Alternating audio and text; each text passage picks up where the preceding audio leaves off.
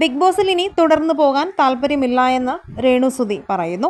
ആരോഗ്യ പ്രശ്നമാണ് കാരണമായി രേണു പറയുന്നത്. രേണു സ്വയം തോറ്റുകൊടുത്ത് പിൻവാങ്ങുകയാണ് എന്നാണ് തോന്നുന്നത്. ബിഗ് ബോസിൽ തുടക്കം മുതലേ രേണു വലിയ താല്പര്യം കാണിച്ചിട്ടില്ല. ടാസ്കുകളിൽ രേണു പലപ്പോഴും ആക്റ്റീവുമല്ല.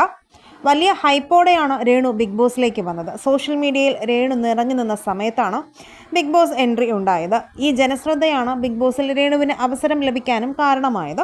എന്നാൽ ഓൺലൈൻ മീഡിയകളിൽ രേണുവായിരുന്നു താരം. രേണുവിൻ്റെ ചെറിയ പരാമർശം പോലും ചൂടേറിയ ചർച്ചകളായി മാറിയിരുന്നു.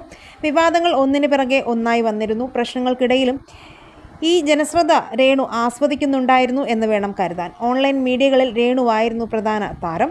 എന്നാൽ ബിഗ് ബോസിൽ അതല്ല സാഹചര്യം. രേണുവിനേക്കാൾ വലിയ കണ്ടന്റ് മേക്കേഴ്സ് ബിഗ് ബോസിലുണ്ട്. മിനിറ്റുകൾ വെച്ച് എന്തെങ്കിലും പ്രശ്നമോ ചർച്ചയോ നിരന്തരം ഉണ്ടാക്കുന്ന മത്സരാർത്ഥികൾ. ഇതിനിടയിൽ രേണുവിന് പലപ്പോഴും സ്ക്രീൻ സ്പേസ് പോലും ലഭിക്കുന്നില്ല. രേണു ബിഗ് ബോസിൽ പ്രയോഗിക്കാൻ ശ്രമിച്ച ഗെയിം മറ്റൊന്നായിരുന്നു എന്നാണ് പറയേണ്ടത്. മരിച്ചുപോയ ഭർത്താവ് കൊല്ലം സുധിയെക്കുറിച്ചും വിധവയായ താൻ നേരിടുന്ന പ്രശ്നങ്ങളെക്കുറിച്ചും സംസാരിച്ച് പ്രേക്ഷകരെ കയ്യിലെടുക്കാമെന്നാണ് രേണു വിചാരിച്ചത്. പക്ഷെ അതിനും കഴിഞ്ഞില്ല. ഒന്നിനു പിറകെ ഒന്നായി ടാസ്കുകളും വഴക്കുകളും ഒക്കെയാണ് ബിഗ് ബോസിലും. ടാസ്കുകളിൽ വിജയിക്കാതെ മുന്നോട്ട് പോകാനാകില്ല എന്നും രേണുവിന് ഉറപ്പായി കഴിഞ്ഞു. അതുമല്ല, ഇതുവരെയുള്ള ടാസ്കുകളിലൊന്നും രേണു പെർഫോമൻസ് ചെയ്തിട്ടുമില്ല.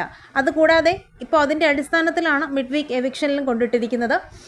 പുറത്തെ വോട്ടിങ്ങുമല്ല. വോട്ടിംഗ് ആയിരുന്നെങ്കിൽ PR വർക്കുകൾ വെച്ചിട്ടെങ്കിലും രേണു വിജയിച്ചേനെ. പക്ഷേ അതുമല്ല, അകത്തുള്ള രേണുവിൻ്റെ പെർഫോമൻസിനനുസരിച്ചിരിക്കും ഇന്നോ നാളെയോ മറ്റന്നാളെയോ രേണു പുറത്താകാനുള്ള ചാൻസുമുണ്ട്. ഇത് മനസ്സിലാക്കിയ രേണു സ്വയം തനിക്ക് ആരോഗ്യ പ്രശ്നങ്ങളുണ്ടെന്നും ഇവിടെ നിൽക്കാൻ താല്പര്യമില്ല എന്നും പറഞ്ഞതായാണ് മനസ്സിലാക്കുന്നത്.